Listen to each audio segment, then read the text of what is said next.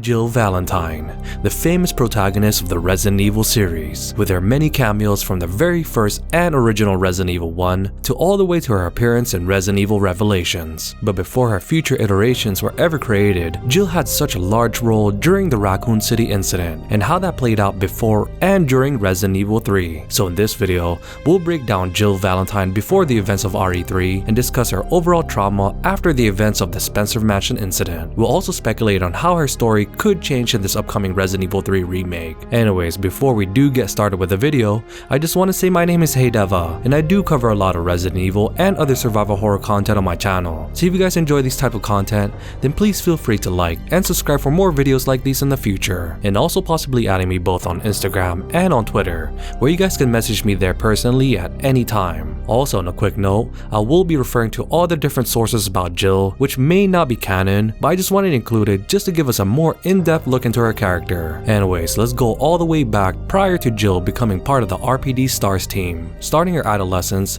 having a French father and a Japanese mother, where Jill was brought up in the arts of thievery due to her father being a criminal, though this later would alter Jill's perspective for her future after her father was incarcerated, telling Jill to change course and follow her own path and not to follow in his footsteps, which would later have her join the Army's Delta Force program, honing her skills in bomb disposal and lockpicking, which would be referred in Resident Evil 1 by none other than Burton. Jill, here's a lockpick. It might be handy if you, the master of unlocking, take it with you. Anyways, after a short tenure with the Delta Force, Jill would later be recruited to be part of the RPD STARS unit, with the commanding officer being Albert Wesker and being part of the Alpha Squadron of the team. This would then allow her to be acquainted with the other many future protagonists of the Resident Evil series, which included Chris Redfield, Barry Burton, Rebecca Chambers, and Brad Vickers. So with all this covered, unbeknownst to Jill, this would be the start of her trauma that she'd have to deal with for the rest of her life, because we all know what happened during Resident Evil 1 and her experience in the Spencer Mansion estate, being sent there due to the bizarre murders that was going on at the Arklay Mounds, and their fellow compatriots Bravo team missing after they were sent there first to investigate the grisly murders, though in the end, being completely unprepared that the area was festering with zombies and monsters due to the T-virus infection, which was done by the Queen Leech during the events of Resident Evil 0.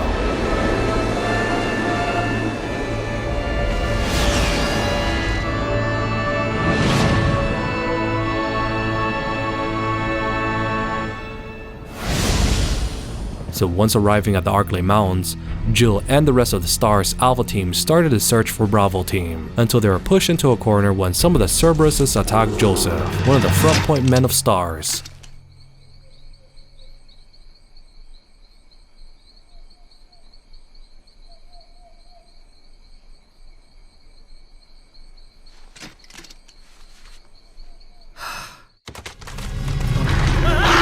To make things worse, Brad Vickers, the pilot of the group, decided to leave the rest behind when he saw the attacks, living true to his name of Chickenheart, abandoning the rest of the STARS members, causing them to take shelter into the Spencer Mansion, which we know this whole story plays out in Resident Evil 1, and how the STARS team was actually lured into going to this facility, being conned by Albert Wesker, finding out about his betrayal, and using his own comrades to test out the many BOWs inside the mansion. But besides that point, we'll focus on more on Jill's side of the story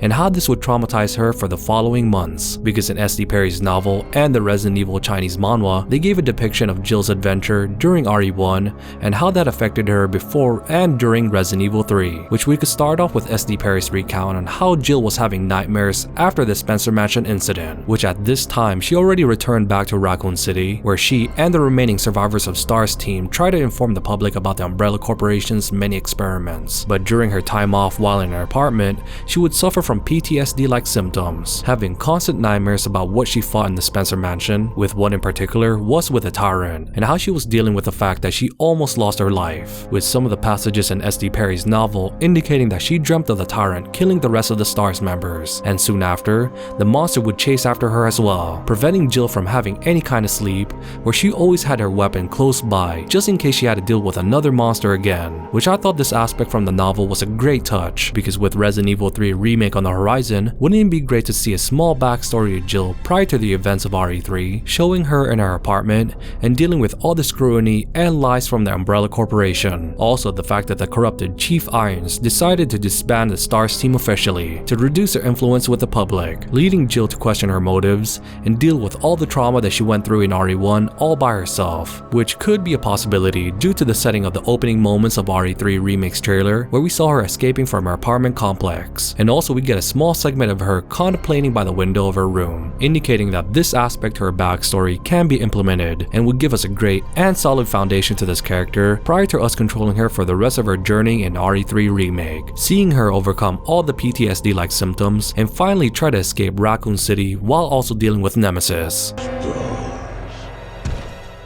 Which in fact brings us to our next topic about Jill's storyline in this upcoming game, because we all saw in the trailer that she was looking at herself in the mirror, then suddenly changed into a zombified version of herself, because this portion of the game can be tied in after she was infected by Nemesis during their battle at the clock tower area, causing her to be unconscious for a whole day while Carlos tries to retrieve a vaccine for her. So with this portion of the storyline, it seems like the devs are playing more with the aspect of her dealing with the fact that she's now infected, with only a short amount of time before she finally turns into one of the undead. But here's where the Resident Evil Chinese manhua comes in, because in that storyline, after Jill became unconscious, she ended up having nightmares about her adventure during Resident Evil 1, similar to the portrayal to SD Perry's novelization, but would have Jill face several different monsters during that time, which included the Cerberuses, the giant snake Yawn, the infected shark Neptune, and the overgrown Plant 42.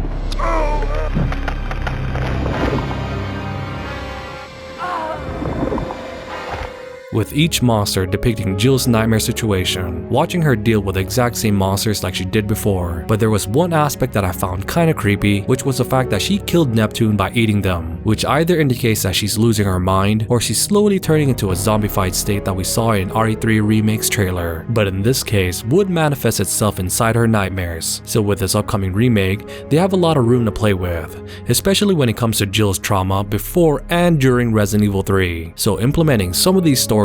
would be amazing and would again add more to her character and give her a much more grounded feel as we play as her during RE3 Remake and see how she overcomes all these traumas while trying to stay alive against Nemesis. Anyways, what do you guys think about these different storylines for Jill Valentine, and would you guys want to see this in Resident Evil 3 Remake? Please let me know and why on the comment section down below. Also, if you guys enjoyed the content, then please feel free to like and subscribe to my channel for more in-depth character analysis and lore discussions. Anyways, thank you guys so much, and as always, you guys have a great rest of your day, and this is Hey DeVuH, and I'll see you guys on the next video.